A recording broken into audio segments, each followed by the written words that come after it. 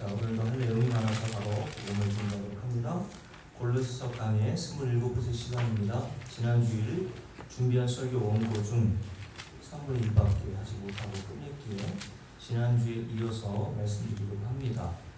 여러분, 제가 여러 차례 여러분들께 말씀을 드렸죠. 하나님께서 애굽에서 구원해신 이스라엘 백성들을 약속하신 가나안 땅으로 바로 들어가지 않게 하시고 환난과 고난의 상징인 광야로 인도하셔서 40년의 세월 동안 여러 시험과 환난을 당하게 하신 이유가 뭐라고 말씀드렸냐면, 신명기에 말씀하고 있는 것처럼 이들에게 복을 주시기 위함이라고 말씀을 하셨죠. 그런데 그 복이라 함은 이들이 반드시 알아야 할 참된 진리를 깨닫게 하시기 위해서 하나님께서 행하신 일이라고 말씀을 드렸습니다. 하나님께서 그렇다면 이렇게 행하신 이유는 타락한 인간은 하나님의 이러한 개입과 인도하심이 없이는 진리에 대하여 전적으로 무지할 뿐만 아니라 그 진리를 스스로 깨달아 알 수 있는 지혜와 능력이 전혀 없는 상태이기 때문이라고 말씀을 드렸습니다. 그래서 인간이 하나님이 개입하셔서 또 인도하셔서 이 진리를 복음을 통해서 알게 해주시지 않으면 인간은 자기의 능력과 스스로의 지혜와 지식으로는 깨달아 알 수 없다라는 것이 전제되어 있다고 말씀을 드렸습니다. 그러면 왜 인간은 이렇게 하나님의 절대적인 개입과 인도하심이 없이는 성경에서 증거하고 있는 진리에 대하여 스스로의 능력과 지혜로는 깨닫는 것이 불가능하며 진리에 대하여 이렇게 무지하다고 말씀을 드렸습니까? 이 원인에 대해서 아는 것이 중요하죠. 자, 고린도서 4장을 한번 살펴보도록 합니다. 이 말씀은 여러분들이 꼭 한번 집에 가셔서 다시 읽어보셨으면 좋겠어요. 고린도서 4장에 보면 사도 바울이 그 원인에 대해서 이렇게 설명을 하고 있습니다. 사도 바울은 성령의 감동하심을 받아 이 고린도 후서라고 하는 서신을 쓰게 된 것이죠. 그러니까 여러분들은 이 고린도서 4장의 이 말씀을 듣고 바울의 개인적인 의견이라고 생각하시면 안 돼요. 하나님께서 사도 바울의 입을 통해서 이 서신을 통해서 우리에게 주시는 말씀, 진리란 말이에요. 만약에 여러분들이 사도 바울이 쓴 27권 중에 13권 혹은 14권의 서신을 읽으면서 이거는 사도 바울의 개인적인 의견이야 라고 생각하면서 성경을 읽는다면 여러분들은 성경을 제대로 읽지 못하게 되어 있습니다. 자, 함께 읽어봅니다. 3절부터 읽습니다. 만일 우리의 복음이 가려졌으면 망하는 자들에게 가려진 것이다. 자, 그러니까 복음은 망하는 자들에게는 들리지 않는다는 뜻이에요. 그죠? 근데 모든 인간은 진리를 깨달아 알 수 있는 능력이 있다 그랬어요? 없다 그랬어요? 없다 그랬죠. 그러니까 모든 인간은 결국 아담과 하와에 태어난 모든 인간은 망하는 길로 지금 가고 있는 중이란 말이에요. 그 원인에 대해서 뭐라고 얘기합니까? 복음이 가려진 원인. 왜 복음을 알아듣지 못하는가 인간은? 4절 함께 읽습니다. 그 중에 이 세상 신, 여기서 이 세상 신이라는 것은 우리가 흔히 이야기하는 사단, 마귀, 공중곳의 잡은 자라고 이야기할 수도 있는 것이죠. 그 이 세상 신이라고 불리는 마귀가 어떤 자들에게 줄을 그어보세요. 믿지 아니하는 자들의 마음을 혼미하게 하여라고 되어 있습니다. 이것은 무슨 말이냐면 이 세상 신이라고 불리는 마귀는 요한복음 8장에서 예수님께서 뭐라고 또 표현하셨냐면 거짓의 아비라고 했어요. 그래서 그 거짓으로 아담과 하와를 속여 선악과를 먹게 함으로 사망이 이르게 있잖아요. 그죠? 근데 모든 인간은 아담과 하와 이후로부터 이 거짓의 아비 마귀에 완전히 장악당해 있다는 거예요. 그러니까 이 마귀에서 장악되어 있는 인간은 진리를 믿겠어요? 거짓을 믿겠어요? 거짓을 믿을 수밖에 없어요. 맞습니까? 그런데 그 거짓을 믿고 있는 인간이 그 거짓을 진리라고 생각하면서 하는 거예요. 예를 들어서 창세기 1장 1절에 보면 하나님이 태초에 모든 만물을 창조하셨다. 이게 진리죠. 근데 이 인간이라는 존재는 마귀에 장악되어 있기 때문에 이 진리를 믿지 않고 뭐를 진리처럼 여기고 삽니까? 이 세상은 우연히 빅뱅, 우주 대폭발로 인해서 우연히 만들어진 것이 어떤 신적인 존재에서 창조된 게 아니야 라는 식으로 믿고 산단 말이에요. 여러분, 둘 중에 하나는 반드시 진리겠죠. 창세기 1장 1절 하나님이 모든 만물을 태초에 창조하셨거나 아니면 이 모든 만물이 우연 발생적으로 생겼거나 둘 다 진리일 수는 없잖아요. 그렇지 않아요, 여러분?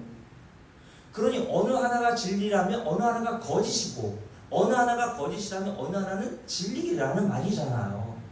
근데 이 세상 모든 인간은 태어날 때부터 아담과 하와의 후손으로서 마귀에 완전히 장악되어 있으므로 거짓의 아비인 그 마귀가 들려주는 거짓에 속고 있다는 거예요. 그래서 진리의 말씀 창세기 1장 1절 태초에 하나님이 천지를 창조하셨다는 것을 거짓으로 보고 다윈이 만들어낸 진화론을 진리처럼 생각하면서 한단 말이죠. 그래서 학교에서도 그걸 과학인 것처럼 가르치잖아요. 여러분 과학이라고 하면 론이 들어가면 안 돼요. 무슨 론. 론은 하나의 인간이 세워놓은 가설이라는 뜻입니다. 여러분은 하나님이 창조하신 걸 봤어요? 못 봤어요? 건전에 못 봤잖아요. 그러니까 그걸 어떻게 보면 인간이 과학적으로 설명할 수 없기 때문에 그냥 창조론이라고 붙여놓은 거예요. 근데 우리는 성령이 임하여 그 거짓의 아비로부터 벗어난 자로서 이상하게 창세기 1장 1절이 믿어지잖아요. 아멘. 아니면 빨리 나가세요. 여기 왜 앉아 계세요? 여러분 창세기 1장도 못 믿어지고 여기 앉아있다 그러면요 대단히 심각한 문제입니다. 여러분 창세기 1장이 믿어지면요 다른 게 다 믿어질 수밖에 없어요. 아멘. 예수님이 동정녀 마리아에 대해서 잉태하신 건 믿어집니까? 아멘. 어떤 사람은 천지를 창조하신 것은 믿는데 그건 못 믿겠다고 얘기해요. 아유 어떻게 여자하고 남자가 관계를 하지 않았는데도 아기가 태어날 수 있어. 아니 때도 그게 연기날 수 없지. 여러분 하나가 진리면 모든 것이 진리고요 하나가 거짓이면 모든 것이 거짓인 겁니다. 창조하신 하나님의 능력으로 그것도 못해요? 그래서 신학자 불투만이라고 하는 사람은요 성경을 인간이 이해할 수 있도록 해야 된다라고 하는 일념하에 신학자인데 성경이 인간의 이성으로는 이해할 수 없는 모든 기적과 같은 사건들을 다 뺐습니다. 그럼 여러분 제가 들고 있는 이 성경에 하나님과 우리 주 예수께서 행하신 그 기적을 다 빼면요 몇 장이나 남을까요? 몇 장 남겠어요? 다 빼고 우리한테 줬으면 읽기도 얼마나 쉽겠습니까? 그죠? 그걸 비신화화라고 이야기를 해요. 신학적으로. 야, 인간이 알아듣지도 못하고 이해하지도 못하고 받아들이지 않는 걸 이런 말씀을 다 제외하고 이야기해주면 오히려 더 복음을 쉽게 믿지 않겠냐라고 하는 어떻게 보면 선한 의도를 했지만 선한 의도가 아니죠.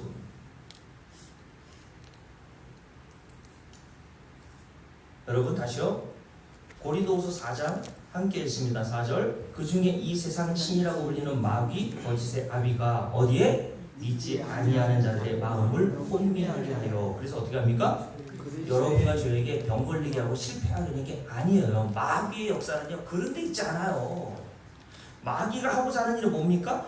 여러분들이 그리스도의 영광의 복음을 알아먹지 못하도록 막고 있는 거예요. 그게 마귀가 하는 일이에요. 그래야 사망에 이르게 되니까 인간이. 그렇지 않아요? 진리를 못 깨달아 먹어야 사망으로 가죠.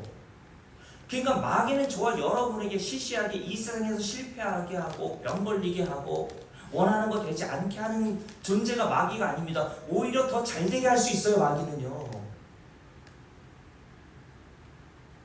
그래야 거짓을 믿죠. 이 세상이 전부처럼 그래서 거짓을 믿고 사는 거예요. 인간이. 그래서 그 뒤에 보면 그리스도의 영광의 복음의 광채가 비치지 못하게 함이니 그리스도는 하나님의 형상입니다. 이 성경 창세기부터 요한계시록 전체가 누굴 증거하고 있어요? 예수 그리스도와 십자가만을 증거하고 있잖아요. 그러니 마귀는 이 성경을 저 여러분에게 주는 것까지는 해요. 방해하지 않습니다. 제가 어렸을 때만 해도 성경이 얼마나 귀했습니까? 성경이 우리가 들고 있는 성경처럼 가로로 된 게 아니라 읽기도 어렵게 왜 다 그때는 세로로 썼는지 모르겠어요. 그죠? 그리고 성경이 얼마나 두꺼웠어요. 그죠? 인쇄기도 부족해가지고 이만하게 두꺼운 성경을 그렇게 들고 다니잖아요. 그리고 그 성경을 사는 것도 쉽지 않았고 값도 비쌌어요. 근데 요즘에는 성경이 얼마나 흔해 빠졌는지 교회에 그냥 성경 두고 간 책들이 수두룩하다고 많은 목사들이 이야기를 합니다. 여러분, 마귀는요, 여러분들이 성경을 읽는 것까지 방해하지 않아요. 열심히 읽을 수 있습니다. 수백 회, 수천 배, 수천 독을 할 수 있어요. 그러나 마귀가 인간의 마음에 완전히 장악하여 그 복음을 가리고 있잖아요. 성경을 눈으로는 열심히 읽고 달달달 외우긴 할 수 있어도요, 사도 바울처럼 성경에 기록되어 있는 이 담고 있는 진리, 예수 그리스도의 복음을 못 깨닫는단 말이에요. 여러분, 이것이 인간의 상태요, 인간의 실존이라는 사실을 성경이 사도 바울의 입을 통해서, 이 사실을 통해서 우리에게 증거하고 있는 것이고, 이것이 진리입니다. 여러분, 이 진리를 믿나요? 정말 믿어요? 그러니 우리가 왜 예수를 믿지 못하고 살았던 겁니까? 내 의지와 내 선택에 의해서가 아닌 거예요. 그거는. 저도 목사지만 복음을 몰랐을 때가 있었잖아요. 제 나름대로 열심히 복음을 추구하고 알려고 노력했습니다. 근데 몰랐다니까요. 저도. 얼마 전에 함께 운동하고 있는 그 세종에 사시는 그 고신대 교수님이 계시거든요. 구약 학자예요. 그 책도 여러 번 내셨더라고요. 20대 중반 정도 되시는 분인데 저한테 이제 제가 감리교 목사니까 이것저것 물어보세요. 그래서 제가 제 자랑으로 말하는 게 아니라 장로교 목사님도 안 읽는 장로교의 뼈대라고 할 수 있는 이 기독교 강요라고 하는 책, 이 작은 글씨 600페이지가 넘는 게 상중하게 되어 있거든요. 제가 그걸 3번이나 읽었다고 했더니 깜짝 놀라시네요. 아니 어떻게 요즘 장로교 목사들 자기 후배들도 이런 진리, 이런 교리에는 관심도 없는 사람들이 대부분인데 그렇게 읽을 수가 있냐고, 3번. 그래서 제가 얘기했습니다. 저는 그 진리를 알아가는 게 너무 즐겁고 재미있다고. 여러분, 진리를 모르면 강단에서는 안 된다고 저는 봅니다. 저도 그럴 때가 있었고, 여러분, 결국 제가 좀 전에 말씀드렸듯이 아담과 하와이로 태어난 모든 인간은 이러한 원인에 의해서 모든 자들이 예외 없이 복음이 가려져 있으므로 어떤 자가 되었어요? 망하는 자들이 된 거예요. 맞아요? 그래서 그 위에 뭐라고 되어 있으면 다시 한번 읽어볼게요. 3절. 만일 우리의 복음이 가렸으면 그는 어떤 자들이요? 망하는 자들이라고 했어요. 망하는 자들. 그러면 사단이 저 여러분을 망하게 하려면 어떻게 해야 되겠어요? 손님 보사님. 복음을 가려놔야죠. 못 보게 해야죠. 어떻게 해서든 여러분들의 복음을 못 깨닫도록 해야겠죠. 그래서 진리가 아닌 세상에 던져놓고 그걸 진리처럼 믿고 살게 만드는 거예요, 마귀가.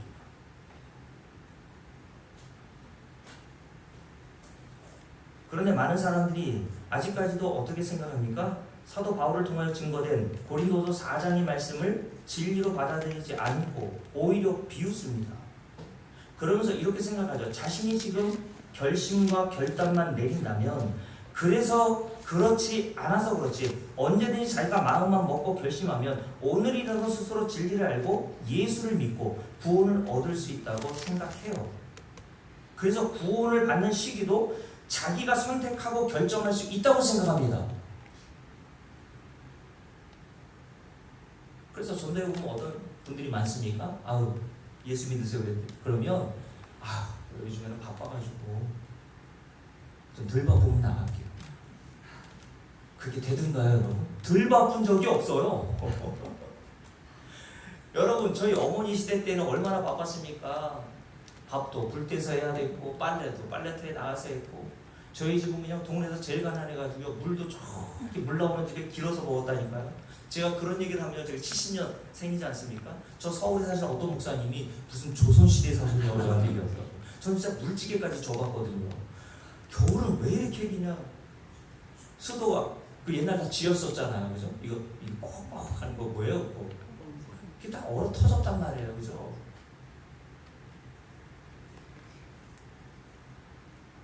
근데 지금은 여러분, 빨래 손으로 하는 사람 있어요? 그러면 빨래 손으로 하십니까? 밥은 어떻게 하세요? 불때서 하세요? 시간 많이 남네요. 성경 읽습니까? 옛날보다 그 시간을 쪼개가지고 성경을 더 많이 읽습니까? 그렇게 시간이 옛날보다 훨씬 확보해 놓았는데도 사람은 진리에 관심이 없다니까요.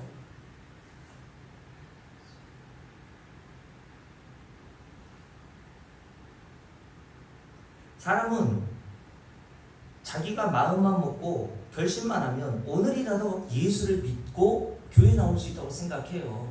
그래서 한가할 때 예수 믿겠다고 하는 겁니다. 근데 인간은 한가할 때가 있다고요? 없어요. 그래서 하나님께서 자기의 택하신 백성은요, 진리를 알게 하시기 위해서 한가하게 하십니다. 아파요, 한가해? 아파요. 아파봐요. 다 귀찮아. 그냥 여러분들이 얼마나 건강하고 팔팔한지 바빠 그냥. 성경 읽을 시간은 없어도 핸드폰 볼 시간은 있고 그렇지 않아요? 진리를 연구할 시간은 없어도요, 나가서 취미생활 할 시간이 있다니까요. 돈 버는 게 얼마나 재밌습니까? 돈 벌려면 여러분 어떻게 해야 돼요? 건강해야 되잖아요. 그럼 하나님께서 진리를 모르게 하시는 자들에게는요, 한가하게 안 하십니다. 열심히 바쁘게 살아. 그게 복이에요, 여러분.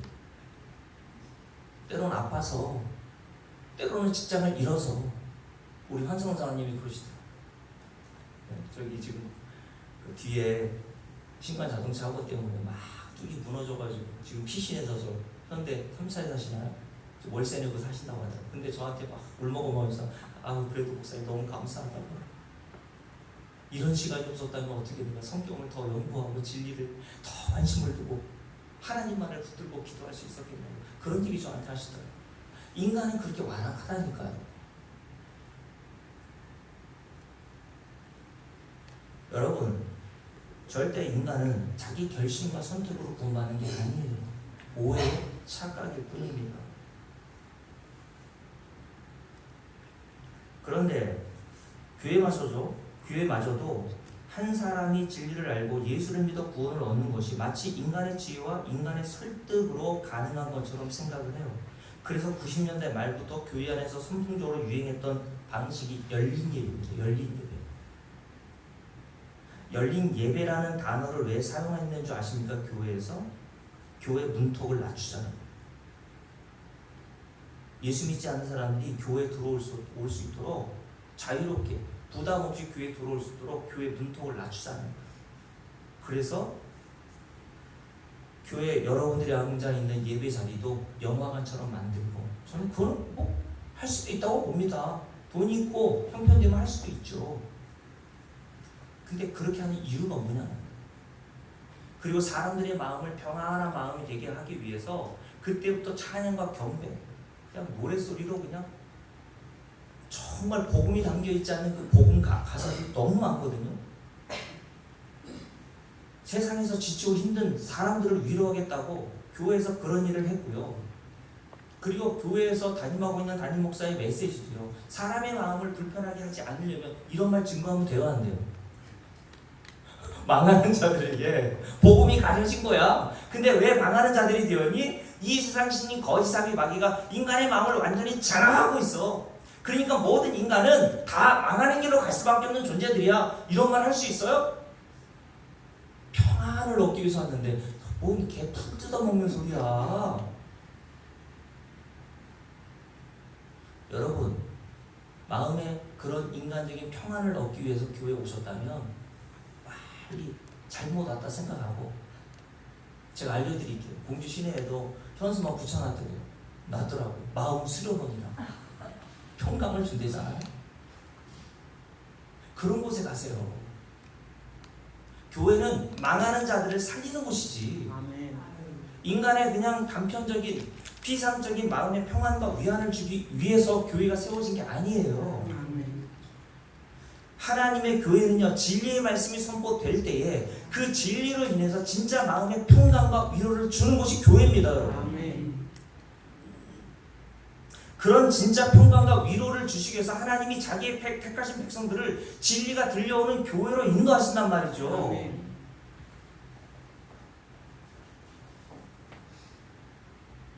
여러분, 저도 진리를 몰랐을 때에는 인간에게 그런 정도의 능력은 있는 줄 알고 착각했습니다. 제가 여러분께 전에 한번 말씀드린 적이 있죠. 그래서 저는 중고등학교 그리고 대학교 시절 때에 교회 생활을 하면서 주일이면 새벽 예배부터 시작해서 아침에는 주일학교 교사, 오전에 예배, 그리고 예배 끝나면 성가대 연습, 오후에는 저녁 예배 때 인도할 찬양단 리더가 또 제가 또 했거든요. 그러니까 2시간 이상씩 찬양단 리더로 연습하고 있다가 저녁 예배 7시 30분에 와서 또 저녁 예배 드리고, 저녁 예배 끝나면 9시가 넘어서 끝나면 또 성가대 또 모아놓고, 내가 성가대 지휘까지 했으니까 성가대 연습을 또 1시간 시키고, 집에 들어가면 10시, 10시 반 녹초 와서 들어가요. 그런 일을 하면서 저에게 이런 생각이 들었습니다.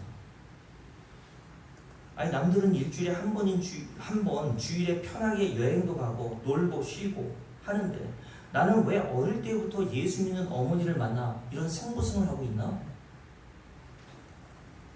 그러면서 예수님 옆에 매달려 있다가 죽을 때 구원받은 강도가 그렇게 부럽더라고요.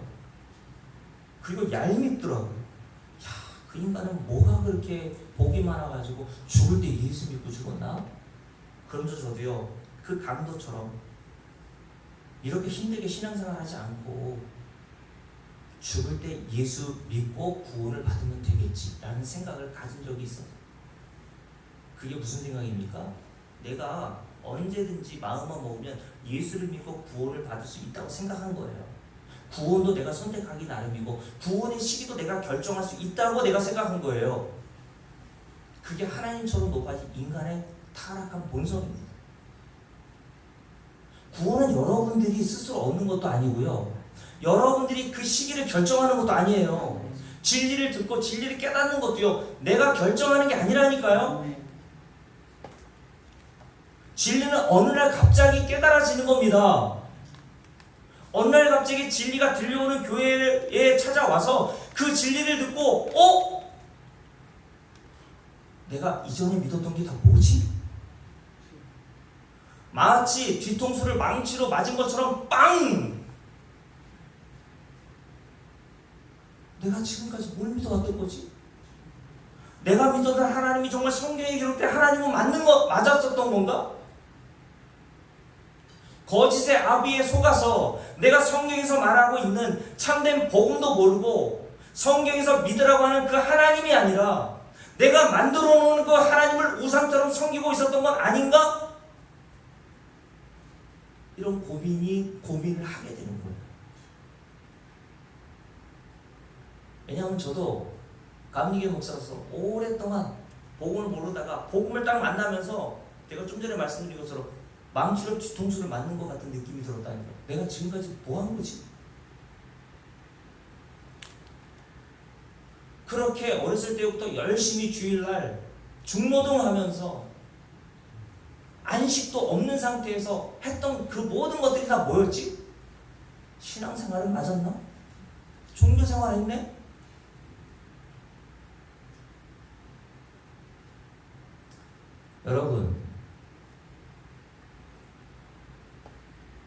그러므로 여러분들은요, 여러분들이 스스로 결정해서 나이 들어 죽을 때쯤 예수 믿어야지 라고 해서 예수 믿게 되는 것은 아니라는 것을 분명히 아세요.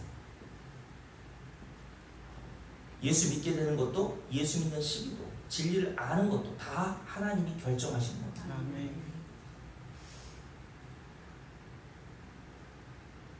그러니 아직 진리가 안 들리고 깨닫지 못한다고 실망할 또 없어요. 열심히 들으세요. 그리고 하나님께 은혜를 구하십시오. 나는 왜 안 들리지?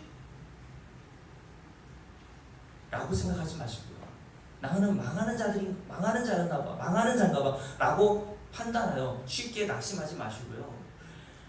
반드시 하나님의 백성은요, 내가 들려오지 않은 것을 통해서 하나님 이 진리를 나에게 더 들려달라고 기도하게 돼요.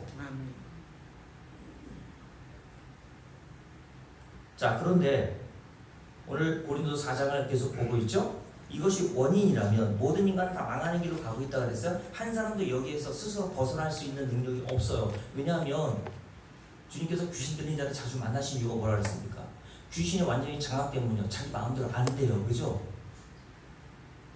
여러분들도 여러분의 마음대로 안 되잖아요.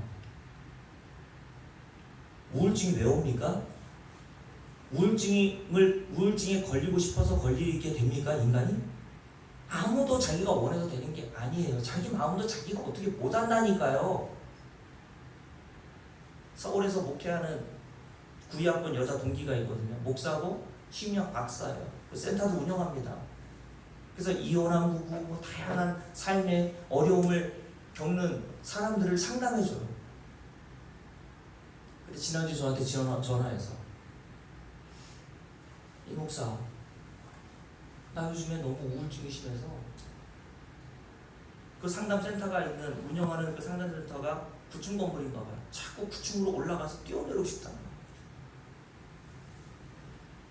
그래서 우울증 약을 먹고 좀 회복되고 조금 나아졌다고 하더라고요. 그래서 제가 그 친구한테 농담으로 얘기했습니다. 야, 너는 남들에게는 상담을 잘해주는데 너는 나한테 좀 상담 좀 받아야 되겠다. 오은영 상담사한테 10분에 얼마예요? 1시간에 50몇만 원씩 내고 상담 받으려고 줄을 섰대잖아요. 여러분, 인간의 마음은요, 자기 마음대로 할 수도 없어요. 그렇지 않아요? 시기, 질투, 미움 아무리 닦아내고 아무리 그걸 막으려고 해도 기회가 되고 때가 되면 나와야 안 나와요? 나온다니까요. 그래서 제가 전에 말씀드렸던 목사님, 젊은 목사님 계신데, 코로나 때 자기가 페이스북을 보지 않았대요. 그래서 왜 그러냐 그랬더니, 자꾸 페이스북에 보면 자기 동기들, 아는 목사님들이 우리 교회는 이렇게 성장했어요, 이렇게 늘었어요 하는 얘기 보면 스트레스 받아서, 제가 그 마음을 알거든요. 목사에게는 없는 줄 아십니까? 그런 요즘 얼마나 많은 정보들이 카톡, 페이스북 이런 데서 막 드러납니까? 그러니까 저도 다 소통을 단절하고 이번 주 안식 좀 해보려고. 그냥 눌러놓으면 카톡 배경 보면 다 행복해 보니까 나만 불행한 것 같아, 이런 생각이 들 때 있죠. 탁 웃는 얼굴로 남편이 사다 준 어떤 저희 딸 친구 어머니인데, 남편이 뭐 부자인가 보죠. 디올백 비슷한 거 뭐, 명품 백들 받은 거 막 선물 이렇게 갖다 놓고 행복한 미소를 지면서 나는 행복해요.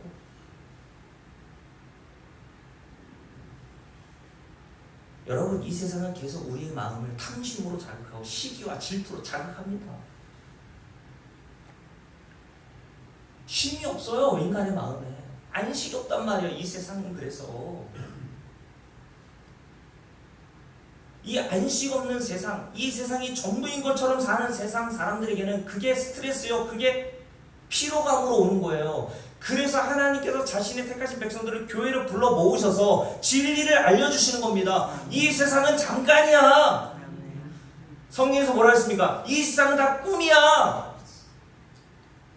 그러면서 시편에 뭐 이런 말씀이 있어요. 이사야 선지자를 통해서도 말씀하셨지만, 야, 꿈에서 네가 물을 먹는다고 해서 꿈에서 깨어나면 안 목마르니?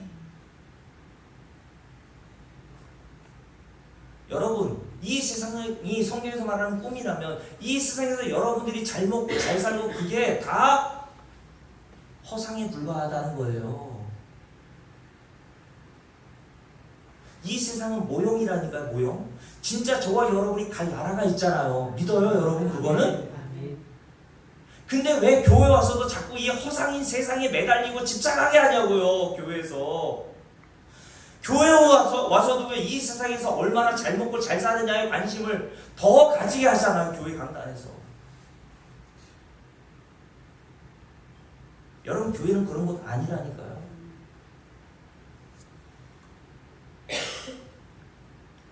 여러분, 그러니 이렇게 이 세상 신에 완전히 장악당하여 거짓의 아비인 마귀의 말에 속아 진리가 아닌 거짓을 믿고 살아가다가 영원히 멸망받을 수밖에 없었던 저와 여러분, 제가 그걸 깨달았어요. 내가 이런 자였구나. 그런데 어떻게? 놀라운 기적이죠. 다 이렇게 갈 수밖에 없는 자들 중에 진리를 깨닫고 예수를 믿어 구원에 이른 자가 나오게 된 것입니까? 어떻게? 함께 읽어볼게요. 그 원인에 대해서 사도 바울이 고린도서 4장에서 이렇게 얘기합니다. 4장 6절 함께 읽습니다. 어두운 데에 빛이 비치라 말씀하셨던 그 하나님께서 요 하나님이 어디에 등장해요? 창세기 1장에 등장하잖아요. 하나님께서 말씀으로 빛이 있으라 하셨더니 빛이 있었더라. 하나님이 명하시는 대로 모든 만물이 다 피조되었죠. 그리고 피조된 세계를 보시고 하나님이 하셨던 마지막 말씀 뭐예요? 보시기에 힘이 좋았더라 라고 하셨잖아요. 그 창세기 1장 말씀과 구원을 연결시켜 놓은 거예요. 그래서 제가 수요예배 때 말씀드렸잖아요. 하나님께서 창조하신 창조사역과 하나님께서 한 죄인을 구원하신 구원사역은 동일하다고요. 창조사역도요 완전히 무의 상태 아니었습니까? 창세기 1장 보세요. 혼돈과 공허와 흑암이 가득했다고 했잖아요. 근데 아무것도 없고 공허와 흑암과 이 모든 것들로 가득했던 이 세상에 하나님께서 유를 창조하시죠. 그거는 하나님만이 할 수 있는 일이에요. 그 창조는. 그죠? 인간이 창조할 수 있어요? 인간이 좋아하는 단어 중에 창조라고 하는 단어인데 인간은 창조할 수 있는 능력이 없다니까요. 뭘 창조해요? 하나님이 주신 것 가지고 좀 응용하는 거예요. 인간이 이 세상에 뭘 창조해놨습니까? 창조라는 것은요, 창조라는 의미는요, 완전히 무의 상태, 없는 상태에서 무언가 하나님이 만들어 놓으신 것을 창조라고 하는 거예요. 그러니까 진화론이 허구라는 것이, 여러분 만약에 진화가 진짜 사실이라면 이 세상에 가장 처음에 진화될 때의 물질이 어디서 나온 거예요? 그럼 어디서 나왔냐고요? 그런 생각 해봤어요? 아무것도 없는 존재 안에서 진화가 나올 수 없잖아요. 그러면 원래 처음 물질, 진화가 처음 시작된 그 물질은 어디서 나온 거예요 도대체? 진화론자들은 뭐 단백질에서 뭐 이렇게 해가지고 진화되었다고 하는데 그 단백질은 어디서 나온 거냐고요? 대답 못합니다. 몰라 이거예요. 진화론자. 몰라. 내가 어떻게 알아? 그것까지 신경 쓸 필요 없어. 그냥 단지 인간은 그 단백질이라고 하는 물질에서 거쳐 바다에서 살다가 양서류로, 파충류로, 포유류로, 그리고 인간으로 이렇게 진화된 거야 라고 말할 수 있을 뿐이에요. 근데 그거를 과학으로 믿고 있죠. 왜요? 거짓의 아비의 능력이 그만큼 대단한 겁니다.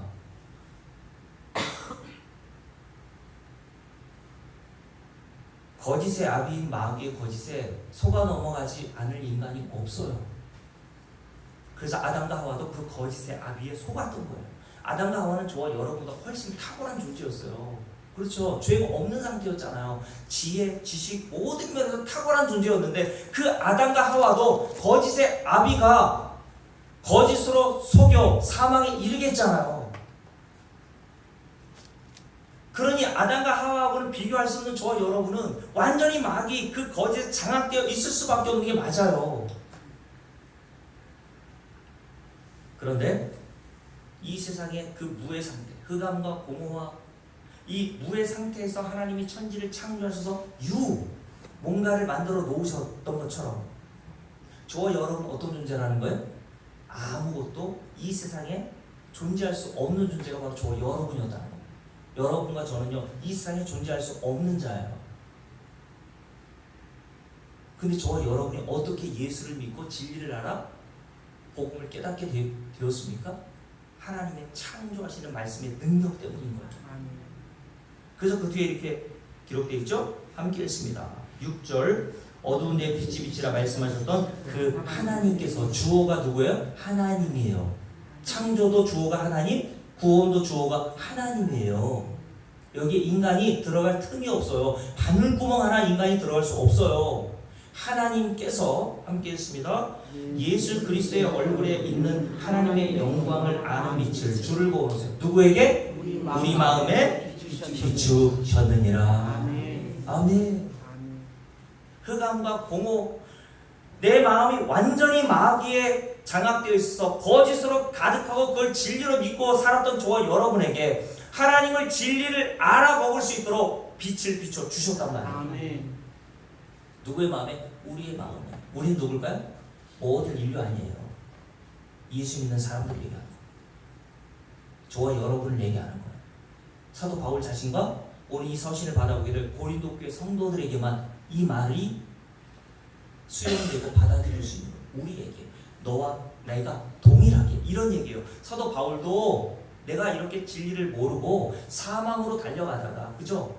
다음 주에 시간이 되면 오늘 말씀을 어디까지 할지 모르겠지만 다메섹으로 예수 믿는 자들을 잡아 끌어가 예수를 이단의 괴수로 보고 오히려 하나님의 아들 예수를 박해하고 핍박했던 자가 사도 바울이었잖아. 열심히 하나님을 위해서 한다는 일이 바로 그거였습니다. 그런데 그때에 멸망으로 달려가고 있었던 사도 바울에게 사도행전 9장에 보면요, 호련히 빛이 비춰왔대요. 호련히 빛이 비춰오더라. 바울이 원하지도 않았어요. 그냥 모르는 상태, 진리를 모르고 망하는 길로 열심히, 그게 하나님의 일을 위한 것이라고 생각하면서 열심히 달려갔던 그 사도 바울에게 사도행전 9장에서 누가 찾아오세요? 그렇게 사도 바울이 핍박하고 모욕하고 받게 했던 예수가 그를 찾아오셨어요. 호련히 그에게 빛이 비치더라. 거기서 사도 바울이 뒤집어진 거예요.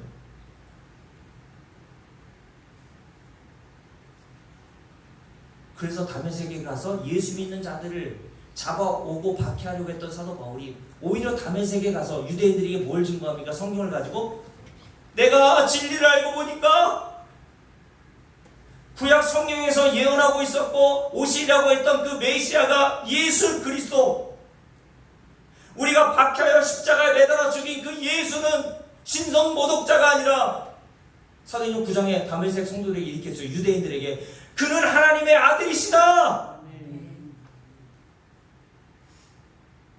그때 뭐 성경 구절에 보면 유대인들이 그 말을 듣고 당황했대요. 당황. 야, 너 내 편이었잖아.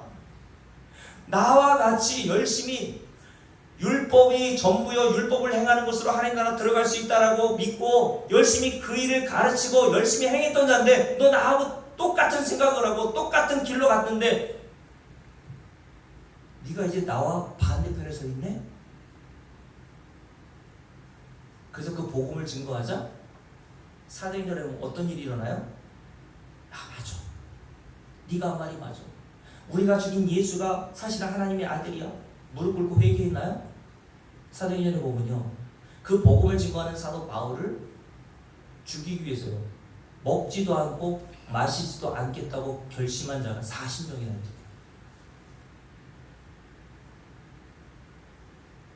사람에게 이런 복음은요, 그래서 얼마나 듣기 싫어하는지를 그 모형을 통해서 우리에게 보여주는 거예요. 이런 말씀을 누가 좋아합니까?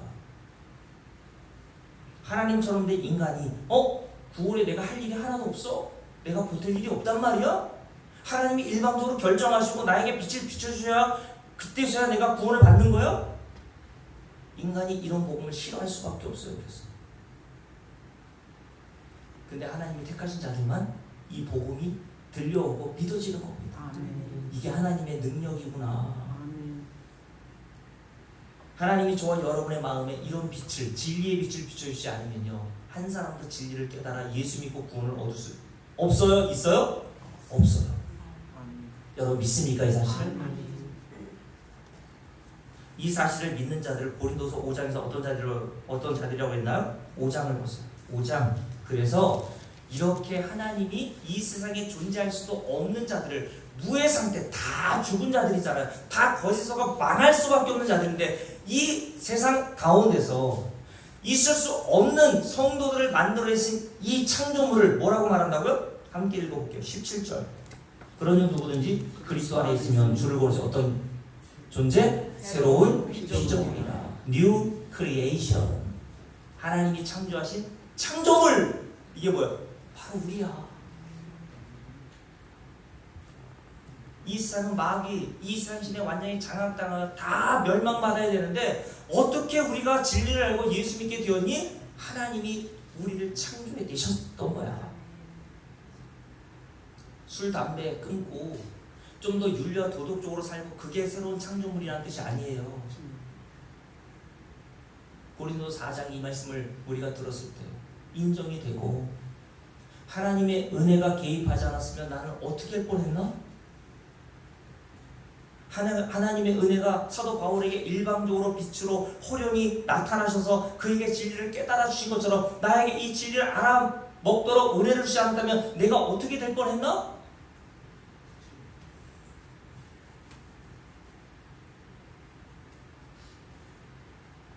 그래서 여러분, 한 사람이 거듭나 진리를 알고 회개하여 예수 믿게 되는 것은요, 인간의 설득의 능력으로 되는 게 아니에요.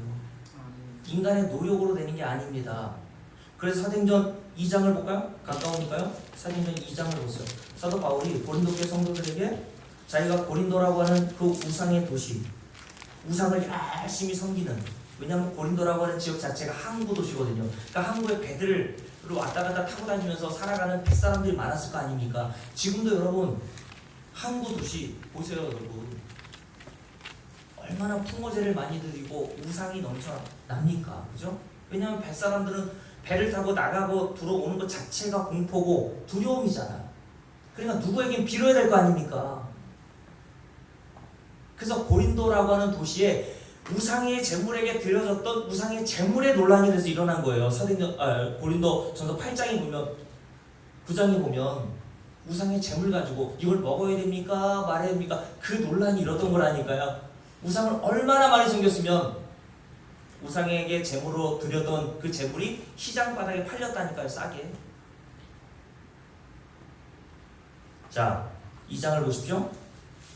사도행전 2장 1절부터 함께 했습니다. 형제들아, 내가 너에게 나아가 고린도전서죠? 자, 잡히셨죠? 제가 뭐라 그랬나요? 사도행전이라고 그랬어요? 성경을 많이 읽은 분들은 제가 사도행전 행전이라고 해도 이 말씀은 고린도전서 2장에 나와야지 이렇게 찰떡같이 알아듣는데 사도행전을 펴놓고 계신 거예요? 자, 2장 1절 함께 했습니다. 형제들아, 내가 너희에게 나아가 하나님의 증거를 전할 때, 복음이죠. 복음을 전할 때 뭐로 하지 않았다고요? 사람의 말과 지혜의 아름다운 것으로 하지 아니하였나니. 왜냐하면 사도 바울은요, 탁월한 두뇌를 가진 철학자예요. 그래서 그리스 아테네에 가가지고요, 철학자들과 함께 대화를 나눌 정도의 실력이 되었던 사람이란 말입니다. 여러분과 저처럼 가방끈 짧은 사람들이 아니라니까요. 사도 바울은요, 어떤 학자와도 이야기할 수 있는 능력을 가지고 있는 지혜와 지식으로 충만했어요. 근데 오늘 말씀에 고린도 교회 성도들이 뭐라고 한다고요? 나는 그런 인간의 철학, 인간의 지혜로 사람에게 복음을 증거하지 않을 거야. 그 복음의 내용이 뭡니까? 2절 함께 했습니다. 내가 너희 중에서 주를 공언하세요. 이게 복음의 내용이에요. 예수 그리스도와 그가 십자가에 못 박히신 것, 거기다 여러분 써놓으세요. 복음. 이게 성경 전체가 말하고 있는 복음이에요. 요 복음 외에는 아무것도 알지 아니하기로 작정하였습니다. 저는 목사가 되고 복음을 알게 되니까요, 이 말이 공감이 돼요. 여러분들께 뭘 증거해 줄 게 없어요. 저는요. 그러면서 3절 말씀 함께 했습니다. 내가 너희 가운데 거할 때에 약하고 두려워하고 심히 떨어노라. 자, 줄을 보세요. 내 말과 내 전도함이 뭐로? 설득력 있는 지혜의 말로 하지 아니하고, 사람을 어떻게 해서 설득해서 복음을 알아듣게 하려고 하지 않았다는 겁니다. 왜요? 인간은 십자가 대신 예수라고 하는 복음은 고린도서 1장 보세요. 뭐라고 했습니까? 이 1장 23절, 22절부터 함께 했습니다. 유대인은 표적을 구하고 헬라인은 지혜를 찾으라. 우리는 십자가에 못 박힌 그리스도를 전하니, 이게 복음이죠. 또 여기서 요걸 전하니 유대인들에게는 이 복음이 거리끼는 것이요 이방인에게는 미련한 것이로되. 자, 유대인과 이방인은 전 세계를 말합니다. 이 모든 인류, 요걸 유대인과 이방이라고 하는 거예요. 그러니까 모든 인류는 인간의 본성으로 복음을 이해한다는 얘기가 못한다는 거예요. 못한다는 거예요. 유대인이나 이방인이나 복음은 아무도 이해하지 못해. 그러니까 내가 사람의 말로, 지혜의 말로 어떻게 설득해서 저 사람이 진리를 깨달아 먹게 할 수 있는 능력이 나에게는 없어. 이런 얘기예요 지금 2장에서. 맞습니까? 그래서 그 뒤에 나오죠. 24절 함께 읽습니다. 그런데 오직 only 어떤 자들만 진리를 깨달아 복음이 이해되고 받아들여집니까? 십자가를 믿습니까? 부르심을 받은 자들에게는 어떤 자들이요? 똑똑한 자들이요? 집사요? 권사요? 장로요? 목사요? 다 필요 없어요.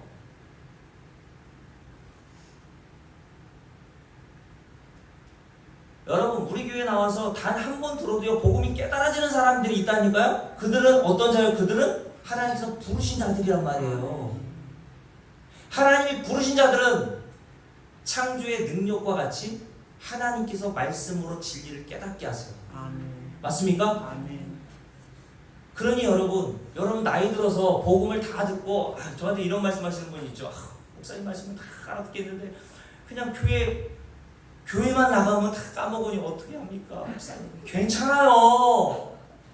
그래야 제가 또 하고 또 하죠. 괜찮다니까요. 여러분 성경은 다 알고 가는 거 아니에요 여러분. 골로새 1장 12절 12절 말씀을 제가 왜 주구장창 이 말씀을 들어서 창세기부터 요한계시록까지 쭉 얘기할 수 있습니까? 성경은 하나의 책이라고 했잖아요. 요 진리 하나 증거해 주는 거예요. 창세기, 출애굽기, 레위기, 민수기, 구약 성경이 39권으로 다른데 몰라도 괜찮아요. 강장님 신약이 몇 번? 저거 모르잖아요. 몰라도 된다니까요. 그 정도는 알고 있으면 좋죠. 그걸로 우리가 하나님 나라 가는 거 아니란 말입니다. 성경에서 말하는 이 진리, 예수 그리스도와 그가 십자가에서 행하신 그 일이 내게 적용이 돼요. 나는 예수 이외에는 소망이 없다는 것을 알 때에 그 진리를 여러분들이 알아먹잖아요? 그럼 다 끝난 거예요. 자 다시요. 이런 자들을 어떤 자들이라고 한다고요? 오직 부르심을 받은 자들이라고 합니다. 함께 읽습니다. 부르심을 받은 자들에게는 유대인이나 헬라인이나 그리스도는 하나님의 능력이요 하나님의 지혜니라. 아멘. 그래서 하나님께서 21절 말씀도 보십시오. 함께 읽습니다. 하나님의 지혜에 있어서는 이 세상이 자기 지혜로 하나님을 알아야 몰라요? 모릅니다. 아무리 설득해도요 인간은 못 알아먹는다니까요. 그러니 하나님께서 뭐로? 전도에 미련한 것. 여러분 전도가 여기 딱. 그러니까 요즘 교회는 전도가 뭔지도 모르고 전도 하는 거예요. 전도가 뭡니까? 그 뒤에 나오잖아요. 23절 우리가 십자가에 못 박힌 그리스도를 전하니. 이게 전도잖아요. 도를 전하는 거. 십자가의 도. 교회에서 이 십자가의 도만 증거하라고 목사를 세우셨단 말입니다. 아멘. 그래서 사도 바울이 고린도서 2장에서 뭐라 했습니까? 고린도 교회 성도들에게 너희들이 이 세상에서 잘 먹고 잘 사는 법 하나도 얘기하지 않았어요. 근데 우리가 이렇게 생각하죠. 고린도서에 보면 이혼에 대해서도 사도 바울이 얘기했고 우상의 제물에 대해서 얘기했는데요.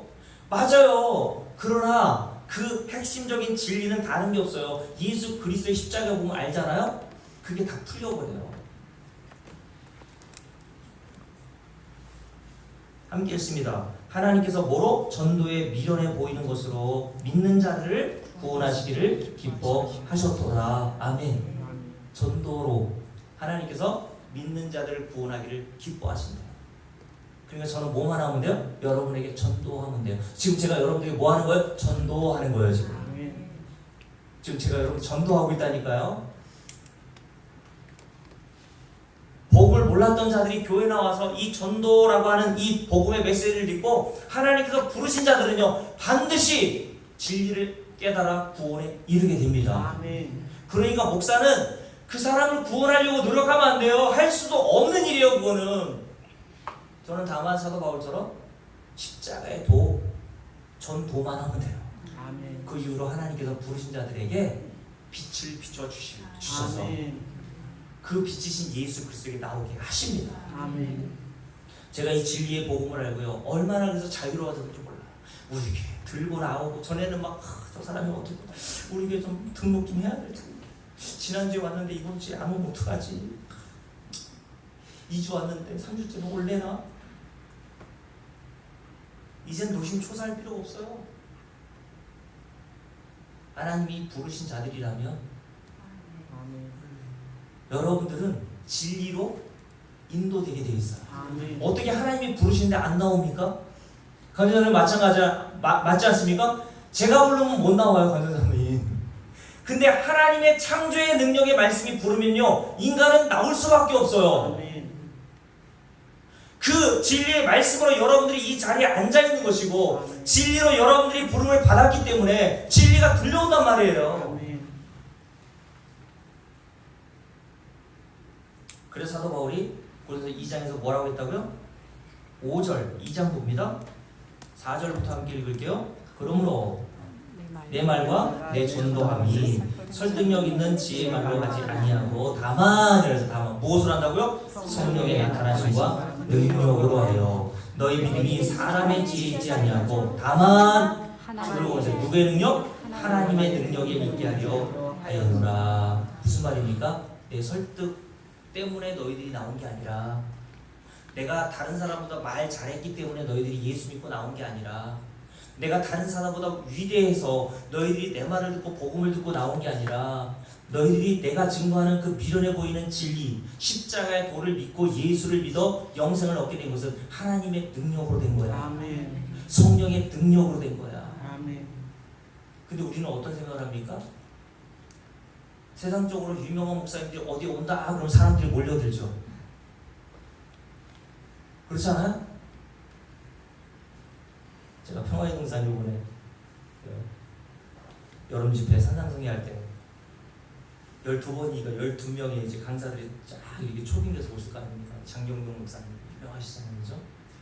그리고 저기 부산의 포도원 교회 우리 김문호 목사님도 엄청 유명하신 분이거든요. 평신도 여러분 잘 모를 거예요.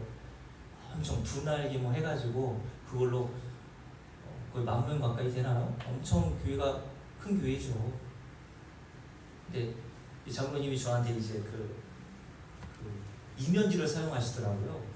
근데 이렇게 이면지 받아서 그 앞에 이제 제가 사역을 거기 적어주셨는데, 거기 보니까 이제 12명의 강사 목사님들을 딱 초청한 이름과 함께 명수 그리고 홍문내요.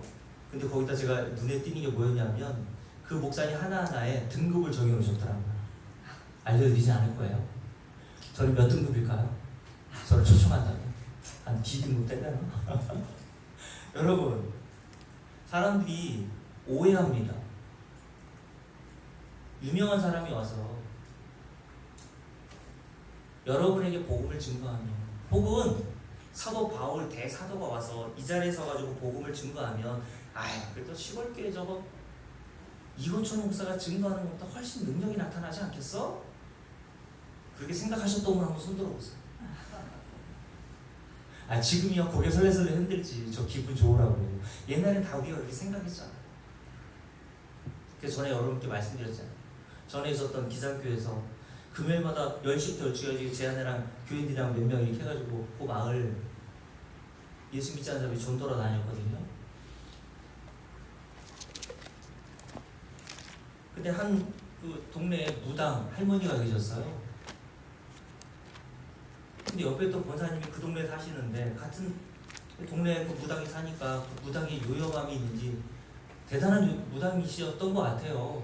그분이 제가 가서 전도했더니 기억나는 게 하나예요. 저한테 목사니까 물어보더라고요. 목사님, 왜 교인들이 왜 나한테 와서 물어요?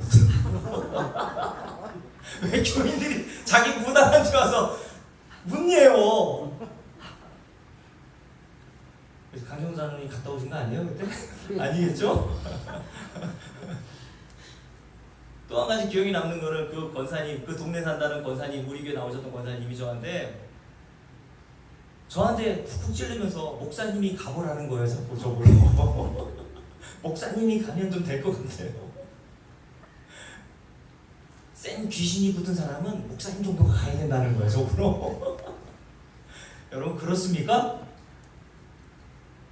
여러분의 완고한 남편, 우인남 목사님 남편에게 목사님 제가 가가지고 복음을 아주 유창하게 진리의 말씀을 선포하며, 아이고 목사님의 말씀이니까 내가 들어야죠 하면서 교회 나옵니까?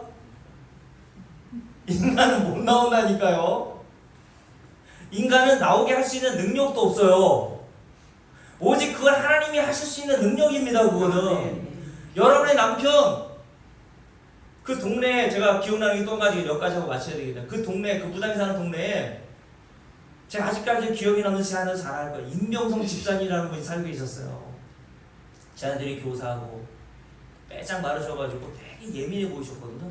근데 같이 사는 그 할머니가 너무 부드럽고, 우리 전도라 가면요, 자기는 예수 믿지 않는데도 돌아와서 식사하라고 하고 맛있는 거 주고 너무 친절한 거라서 저희는요, 임명성 그 할아버지는 전도할 생각도 안 하고 그 할머니에게만 될 것 같거든요. 너무 친절하네. 조금만 찔러보면 나오지 않을까? 이 고구마 전도법 하니까 찔러보자 이럴 때까지. 근데 여러분, 놀라운 사실은 뭔지 아십니까? 임병성 집사님이 저한테 그러시더라고요. 왜 나한테는 얘기 안 해주냐? 근데 그분이 진짜 교회에 나오셔서요, 저한테 물어보세요. 따로 운동하시고 오셔가지고 사택이 교회 바로 옆에 있으니까 물으러 오셔가지고, 목사님 요건 뭐고 헌금은 왜 이거 해야 되는 거고, 그러면서 그분이 2년 동안 신앙생활 하시고 집사 안수 받고, 그리고 저기 요양원에서 누워 계시다가 몇 년 전에 돌아가셨거든요. 근데 그 할머니는요, 그렇게 착하고 막 될 것 같은데 안 믿고 돌아가시더라고요. 여러분, 인간은 아무리 착해도요, 성경에 보면 금강석과 같은 마음이라고 그랬어요. 완고하다고 그랬어요. 인간의 설득력으로 설득되어 교회로 나와 예수 믿게 되는 거 아닙니다. 착해 보이는 사람이 더 즐겨요, 제가 보니까.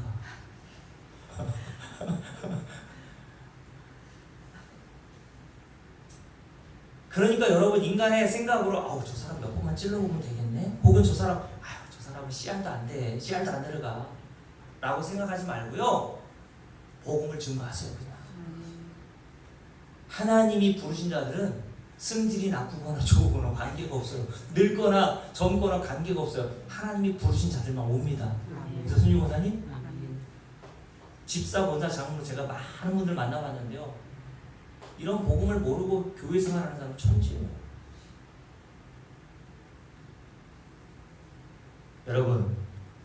그러니 여러분, 이런 하나님의 능력을 알고 이런 능력으로 우리가 거듭나 하나님 나라에 들어가게 되지 않은 사실 아는 게 구원의 첫 출발입니다.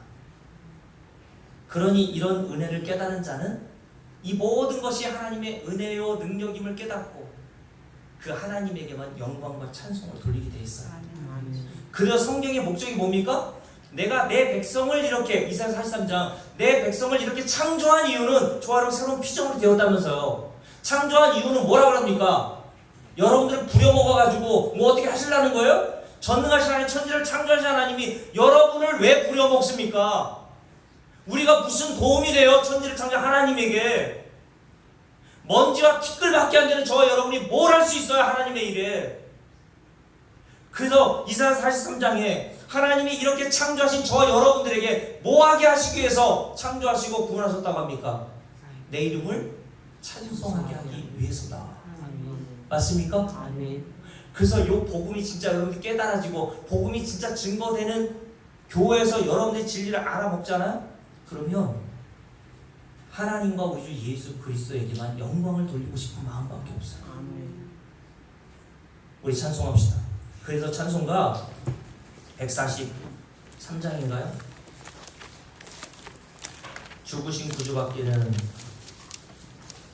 제가 오늘 설교를 반밖에 못했기 때문에 이 내용까지만 정리하고요.